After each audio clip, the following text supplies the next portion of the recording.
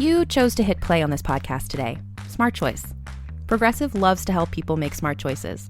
That's why they offer a tool called Auto Quote Explorer that allows you to compare your Progressive car insurance quote with rates from other companies. So you save time on the research and can enjoy savings when you choose the best rate for you. Give it a try after this episode at progressive.com. Progressive Casualty Insurance Company and Affiliates. Not available in all states or situations. Prices vary based on how you buy.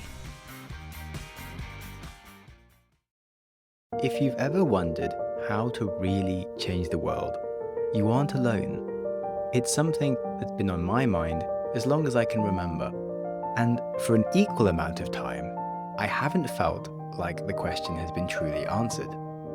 Yes, there is plenty of content about what's wrong with the world, and there's also quite a lot of cute content about being a kinder individual, or protesty content about throwing soup at paintings, etc. But I want to ask about humanity-level systems change, and I want answers. So to solve that, I have launched a new show. On it, I will be diving through the history of the world's greatest innovations that actually change the world, and pulling apart the frameworks and mental models for making impact. Now, this may or may not sound like your kind of thing, but if you've ever enjoyed listening to my show, I think I've captured all the elements of what make this show good and applied them to bigger stories. And I am genuinely really excited about this. But instead of me going on about what I think about the show, I'm going to play you the first introduction episode here right now for you to try it. And if you like it, you can find the rest of the show by subscribing to How to Change the World on your podcast player of choice. On that, I hope you enjoy it.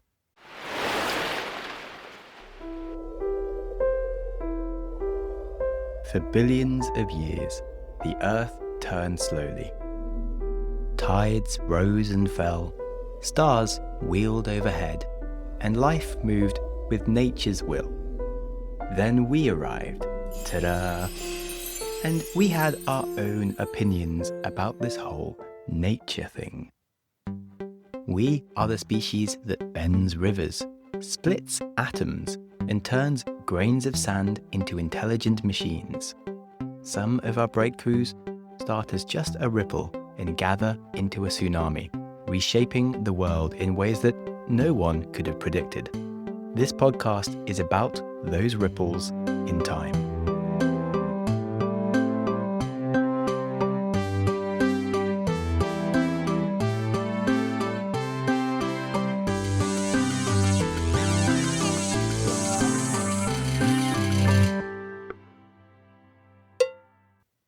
So, hello and welcome to How to Change the World, the podcast on a quest to journey through the entire history of innovation in chronological order, one leap at a time.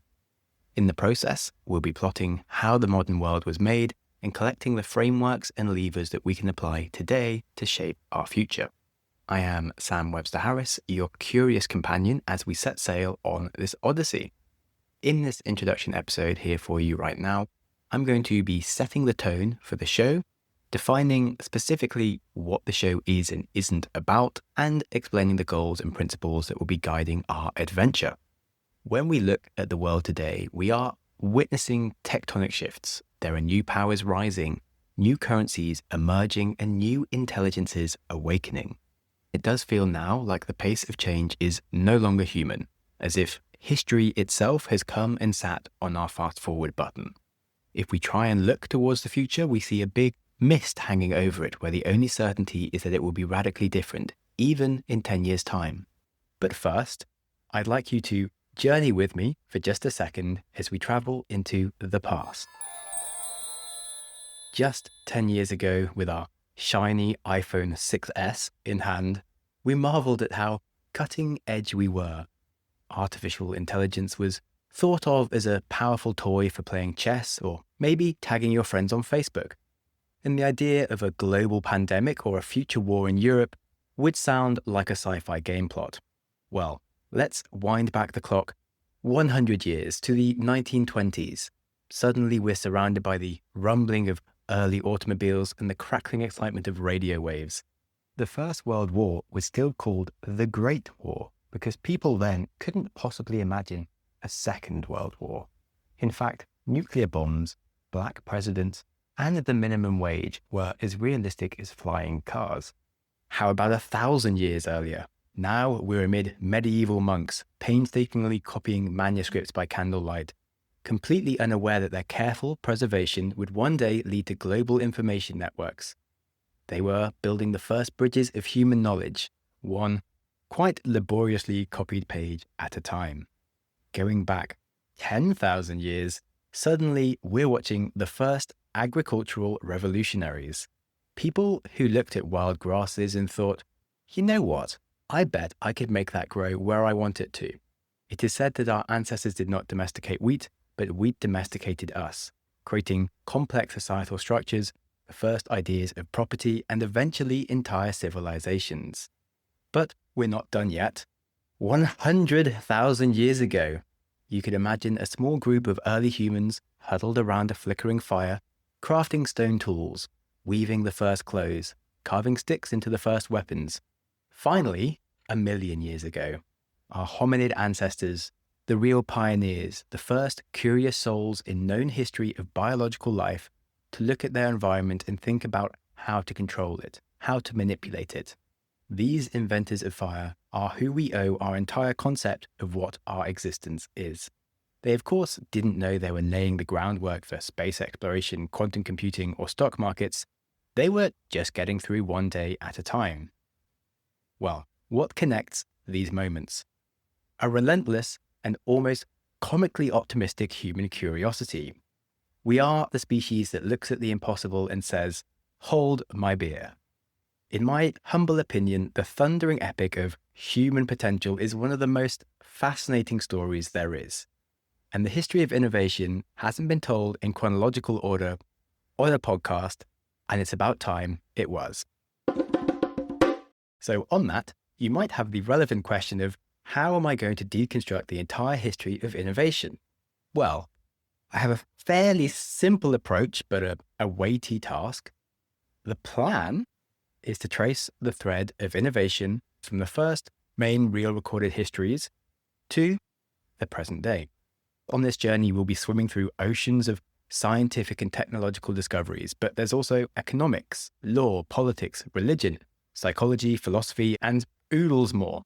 I really want to take a polymathic approach that appreciates the interconnected reality of occurrences, to pull apart the lives, mental models, and civilizations that change the world so we can create our own playbook for progress, or at least more humbly, simply better understand the nature of change and appreciate the changes going on around us. And why am I doing this in date order? Well, I think to understand step change, it's really important to have the context, and the best way to do that is to start at the start and build from the ground up without skipping about. You can think about it like this. If you take a plane 10,000 miles from London to Tokyo, it's incredible to learn about the different culture in Japan, but it's also a bit like you take a portal to visit these random aliens on the other side of the world that apparently live on the same planet as you. However, if you walk or cycle the whole way from London to Tokyo, you start to understand the real concept of distances between the places. You get to see all the slight cultural changes country by country and the evolutions along the way. If we simply jump about through history, you don't understand how it evolves, how one thing leads to another, and navigating from one era to the next. But the point of the podcast and learning how to change the world is literally about learning how to navigate from one era to the next. Okay, on that, how do I decide what will make the cut as a world-changing innovation or not? And who am I to decide it? Good question.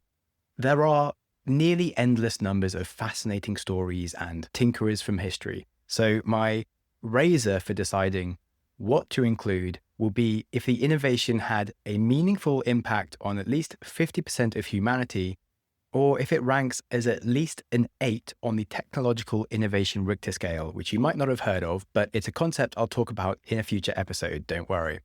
Essentially, this means I'll only discuss innovations that were at least as impactful on society and individual human lives as the mobile phone or the internet. Doing that will help avoid politics or decision fatigue of why I've included one thing and not something else. And it's worth mentioning that, yes, it is sad to our modern minds to accept that history is dominated by predominantly white or Asian males, but that is our history and not our future. Those who ignore history are bound to repeat the same mistakes, as they say. So without getting too lost in this issue, it is what it is, and it can't be what it isn't. So let's just curiously observe the facts, note down important lessons to take with us, and continue our quest. Right, what sort of schedule will I release on? Well, we'll see. I'm going to try and do one big history episode once a month. I might even try and release on the lunar calendar because I like the idea of having a big warning light in the night sky that I can't avoid, and I don't actually look at my calendar that much, to be honest. I expect to read between 2 and 4 books per episode, and for many episodes, there isn't a complete resource telling the stories that I'm telling from the angle that I'm telling them. So it takes some time to piece things together in the best way that makes sense. So I will do my utmost to go as fast as possible, but no faster than that. Which does beg the question, how long will this all take? While calculating on the premise that we have 8 to 12 innovations an era and about 12-ish eras, and if we're covering about one era a year, that does mean the whole project will take me 10 to 12, maybe 15 years. So I have a lot of reading to do and can't hang about, so let's go on to the next question. Is this just a history podcast? No. In between the historic exploration episodes, I plan to release shorter episodes covering different mental models or ideas on the topic of innovation. In these episodes, I want to tease out patterns and themes that repeat across the ages and that would really serve us as important lessons for being world changers and for understanding the things we're reading about. For any of the curious questioners amongst us, they're going to add a lot of value. These might be specific frameworks in science or theories presented in different books. One example of these sorts of episodes would, of course, be explaining the innovation Richter scale that I mentioned earlier. Another might be a deep dive on first principles thinking or systems thinking and practical ideas on how we can apply it. I have an episode lined up on the 3 laws of biology introduced by Will and Ariel Durant in their book, The Lessons of History. Essentially, the mission for the whole show is to create the ultimate manual for world changers, to help you both think bigger and act bigger, to understand the few rules that don't change and work with them to change everything and anything else that should be changed. Final question, why am I focusing on recorded history from 5000 BC? Well, if I tried to cover everything, we would be here for a millennia. As a biologist myself, the 3.7 billion year history of life on Earth is fascinating. It's a tale that spans vast eons compared to our mind-bogglingly short existence as a species. I think it's worth putting these timelines into a reference point for you. So let's say the timeline of life on Earth was compressed into a single 24 hours day. That means the 2 million year history of our genus, the hominids, is merely the final 47 seconds, not even a minute. Then if we look at just our species, Homo sapiens, we've been around for 300,000 years, and that's about the last 7 seconds. Finally, if we get to recorded history and the last 6,000 or 7,000 years, well, that's just 0.14 seconds of the 24-hour history of life on Earth. So yes, in perspective, doesn't sound like a lot, but this is when exciting events like writing, wheels, metals appeared, and it unlocked the great proliferation of innovation and the stories we're going to focus on. So I won't completely ignore the rest of history. I will briefly cover fire, language, and agriculture, as they did completely change human civilization as well. But as there are no real records from these times, it's hard to truly say what we know happened, and a lot of it is just theoretical guessing, hopefully with some accuracy. There's a great quote about history that says it is like the planks of a shipwreck.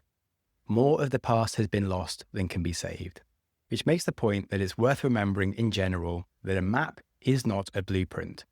There's a classic tale from a kingdom that was so obsessed with map making that to get a truly accurate map, they created a map so large it covered the entire kingdom with a perfect point-to-point scale. Of course, the map was completely unusable. If we tried to tell all of history exactly as it was, that would leave us no time in the present, so we must have shortcuts or different lenses to be able to appreciate the things that we are trying to learn from history. If you ever look at Google Maps, you'll see it has many different filters that you can use. Satellite imagery, or the transit map, or a cycling map. Let's say you wanted to go hiking, you might prefer to use an OS map of topology. Well, you can think of different historians as creating different types of maps of history. The Durants, who I mentioned, spent their lives creating a comprehensive history series called The Story of Civilization. They created an entire weighty book per era trying to cover everything slightly important. And you could think of this a bit like a satellite image that tries to cover everything. Now, their series is a brilliant piece of work, but it only has a brief page or paragraph about each important innovation because there's so much history they're trying to cover and compress into these books. Now, there are many other books out there or podcasts on the history of wars, power, economics, medicine. In fact, there's plenty of work on the history of innovation. But there simply isn't a detailed map of the entire history of innovation at the scale that I wish to cover it. Now, accordingly, as I am creating a map of history, many things will be missing. However, my goal is that the lines of innovation will be much clearer than on any other map that you could use.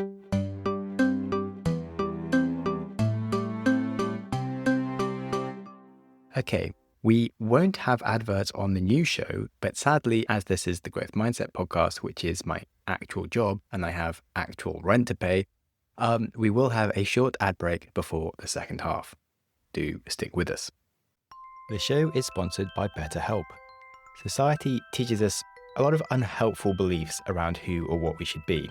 And I found having therapy with BetterHelp really helped me to stop thinking of my call to adventure as an unhelpful, silly trait for some young person to do, and instead accept my interests. And this helped because instead of trying to contain myself, I realized that I just need to have an adventure booked each year to stop myself from getting frustrated and suddenly quitting everything. It seems obvious now, but it was actually a really big level up for me. And in general, therapy can really help you work with yourself instead of against yourself. And I found BetterHelp just a really convenient solution for accessing therapy. It is fully online, you can switch therapist anytime with no cost. It's usually more affordable, and they have a diverse network of over 30,000 therapists. We are all better with help. So you can visit betterhelp.com/growthmindset to get 10% off your first month. That is betterhelp, HELP.com/growthmindset. Links are in the description. This episode is brought to you by Indeed. When your computer breaks, you don't wait for it to magically start working again. You fix the problem. So why wait to hire the people your company desperately needs? Use Indeed's sponsored jobs to hire top talent fast.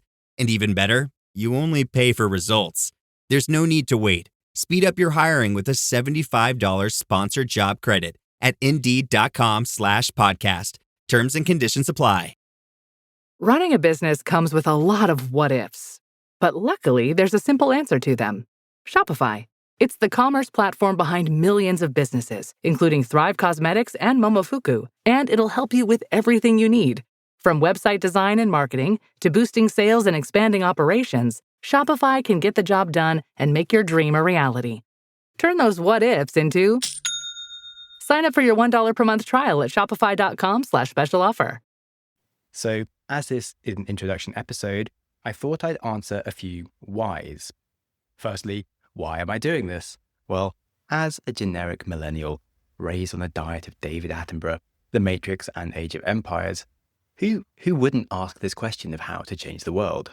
To be fair, it is a question that's persisted in the human race our entire existence, so that hardly makes me special. But as far as my relationship goes with this question, I studied science at university with all the ideas for inventions, and so full of beans, I was off starting my first world-changing, revolutionary business with no idea what I was doing. So I certainly didn't achieve the extent of my grandiose vision, but one mistake after another, it somehow ended up going a lot better than anyone anticipated, myself included.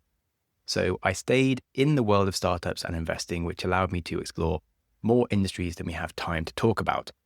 Then 8 years ago, I started a mindset podcast interviewing hundreds of top entrepreneurs until one day I felt like I'd spoken to enough of them. So I rebranded into a psychology podcast where I analyze human behavior, the existential point of why we do things, and how to close the gap between our expectations and our achievements. As Steve Jobs once wisely stated, you can only connect the dots looking backwards. And all of my different activities were pulling on the thread of the question how to change the world, which brings us here. I became obsessed with formats and tossed around ideas for something like this show for the last 5 years until I stumbled into the formula for the show that I explained earlier. And when I had the idea, it hit me like a red hot poker up the bum. I immediately stopped hiding under my desk and jumped right into my notes and worked like a demon to make this a reality. And that is what brought me into your ears today. Now, I also know that some people might have the question of, isn't there a famous Sam Harris podcaster out there already? Well, yes, there is. A certain Samuel Benjamin Harris is an American philosopher, neuroscientist, atheist. He is a legendary meditator and expert at running into the fire of any political hot topic and telling everybody how wrong they are. I am not him. I am Samuel Webster Harris, the accident-prone English biologist, entrepreneur, and all-round bad emailer. I am very happy reminding people not to worry too much about what other people think. That advice does also get extended to myself whenever I feel the irrational pull to compare myself to the success of the other Sam Harris just because we have the same name. But that's psychology for you, which I cover on my other show, and we will move on. Alrighty. Now, why should you listen? What is in it for you? Well, if you want to change the world, first you have to understand how it works. Engineers take gadgets apart to see how they are built. And so we need to do the same with civilization if we want to engineer new civilizations. Sir Isaac Newton once said, "If I have seen further, it's by standing on the shoulders of giants." That saying isn't just about reverence, it's also about leverage. Every leap that we make builds on the leaps before it. Alexander the Great, he didn't just march into history with a sword in his hand, destiny in his veins. He studied, with Aristotle no less. On the one hand, he was reading the campaigns of Cyrus and the heroism of Achilles, but behind his shoulder, he had the greatest philosopher of his time teaching him to ask why everything is the way it is, and then to even question that too. And I think that's the magic of pairing history with philosophy. You don't just learn what happened, you start seeing how things change and why. This leads us nicely into psychology. Innovation doesn't happen in a vacuum. It happens in human minds with all their brilliance, their biases, their fears, and their fire. And when you think about the question of what's in it for you, you are the result of your decisions and how you think. When we consider things like the past or the future, it's easy to fall into devious thinking traps. So I have 3 goals for how I want to gently nurture your thinking and awareness. The first issue that I see here is bias. When we peer back into the past, ideas seem obvious and events seem inevitable. The hindsight bias really blinds people to how confusing the whole process of progress is. These days, we're certain that illnesses come from tiny bacteria and viruses. Yet we know that now with the same certainty that people used to know that illness came from being cursed by a wizard in the valley next door. If we treat past discoveries as obvious, we completely miss how unobvious the future will be. The second big curse of our psychology is the insidious feeling that we expect ideas are getting harder to find. All the mountains have been climbed, the different lands have been found, the main ideas of science have been discovered. Most PhDs now are merely an exercise in adding another decimal point in the accuracy to some long-known model.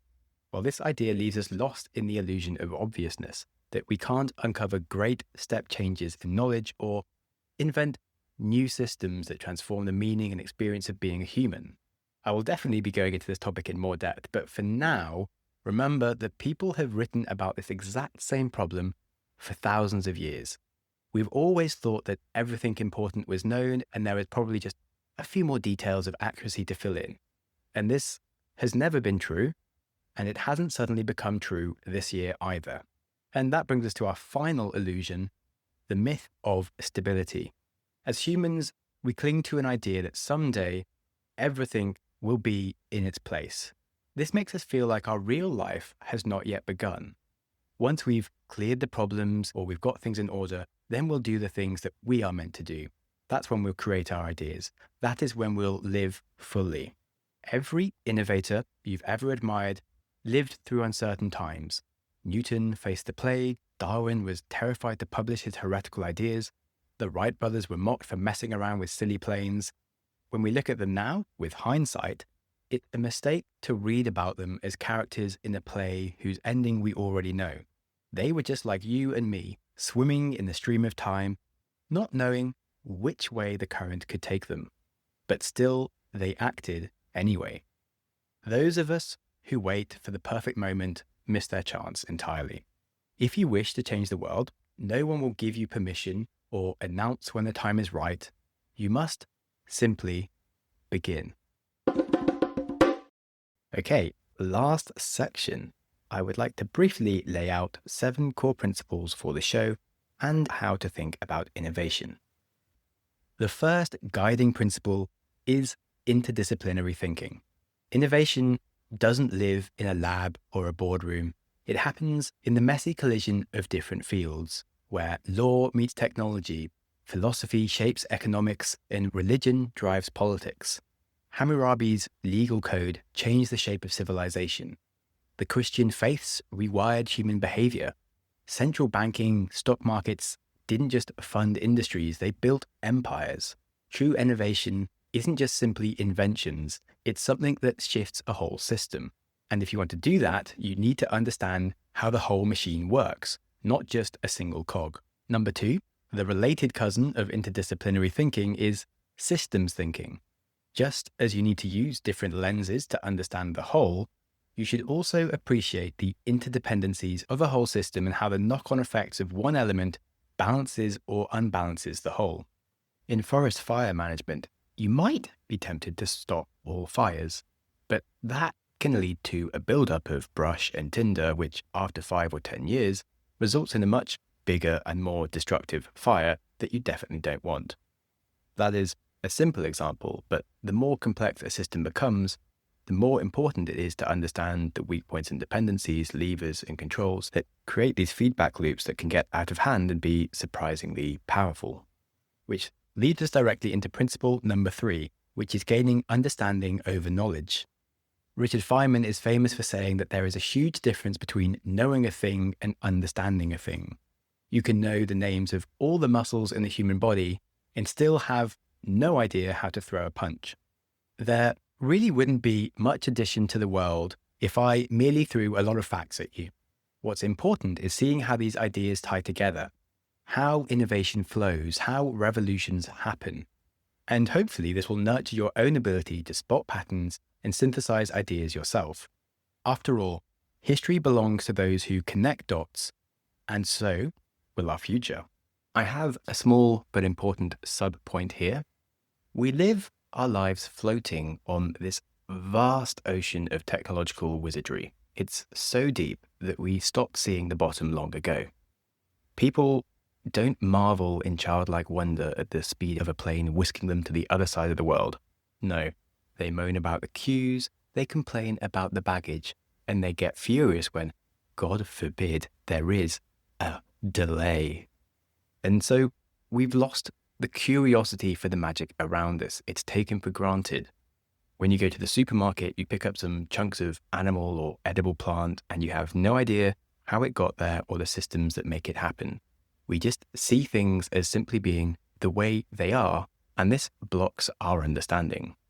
I'll say again, history belongs to those who connect the dots, as will our future. The next principle is context. Every invention lives inside a time and a culture. Without the right context, innovation just looks like magic or madness. I did speak about context briefly earlier, so now I'll tell you a story. My great-grandfather was a train driver. Today that sounds kind of ordinary, meaningful, but a quiet, steady job. Back in 1900, it was actually the peak of adventure, a career as daring and dangerous as a fighter pilot. 16,000 railway workers died in the year 1900. By 1913, it was 30,000. Things like boiler explosions, train derailments, long-term exposure to coal dust, jets of boiling steam hitting you in the face, or just falling off the stupid thing. Being a train driver meant speed, travel, and danger. It was the bleeding edge of technology.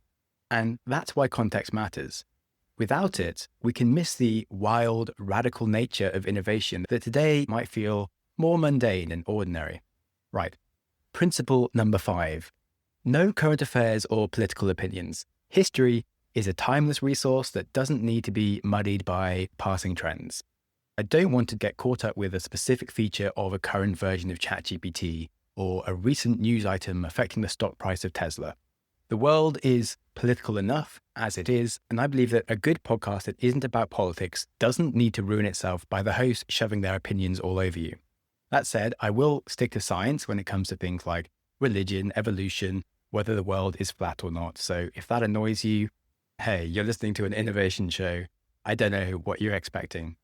This is an expedition that will probably take me a decade or so to complete, and I'd really like the first episode to be as relevant today as it could be in 10 years, which is certainly an ambitious goal when we're looking at the idea that possibly we have artificial general intelligence in 10 years' time, but I think it's worth trying to achieve.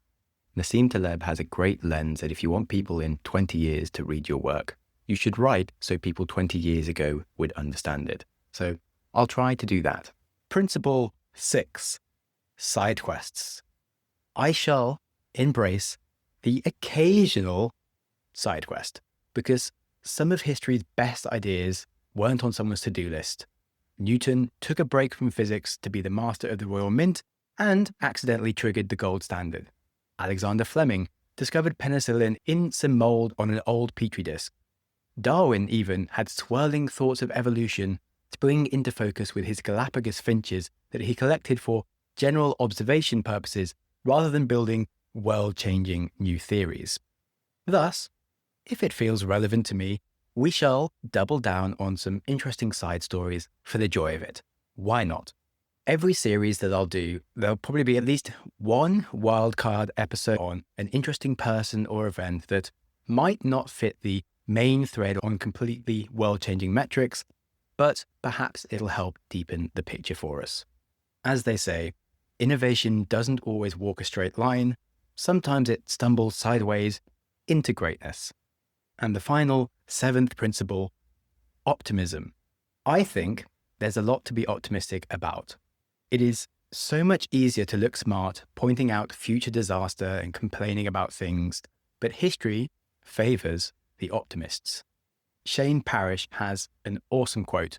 Optimism is a performance-enhancing drug that is both legal and free.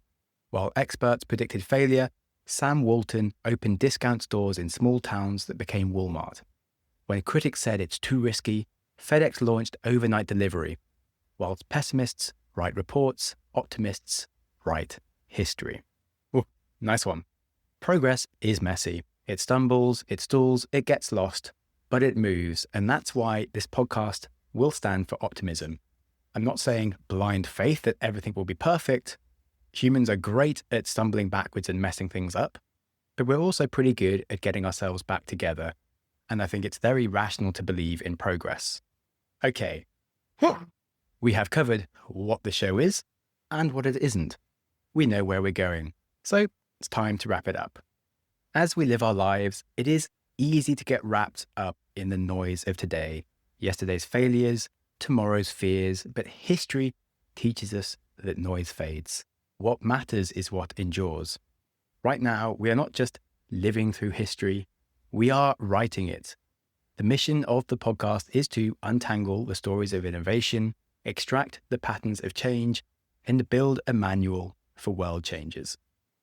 If you came here because you want to spark something new or ride the waves of transformation or simply understand the strange river of progress that we're floating down, well, you are in the right place. Welcome to How to Change the World, the lessons from the history of innovation. Let's begin. Righty, well, that was the first episode of my new show. It should be available on all podcast players by now, and I'd love for you to join me on the journey. If you didn't know, I have been making this show, Growth Mindset Psychology, for the past 8 years as an independent creator, just a bloke with a microphone. And as I've grown in this journey, I really am starting to feel like I'm ready to tackle a bigger project. And I honestly have not been this nervous about a new thing in years. I've actually started about 5 other podcasts whilst I've been running this show, and they have mostly come and gone. But this new podcast, this one feels kind of different. So I would love it so much if you could support it by listening, and I will promise to do my best to make history, technology, and mental models something that are really fun and easy to engage in. And with that, thank you for listening to my crazy ideas. Have a wonderful week. Thank you so much for listening. Go you! Your consistency to reach the end of an episode is legendary. My hero! If you have any ideas or feedback for the show, I'm always interested to hear from you. You're the best! Studies show we need time for information to sink in, so I'm going to give you a 5-second pause, silence, to reflect on one idea from the show before you jump back into your busy life. Ready and go.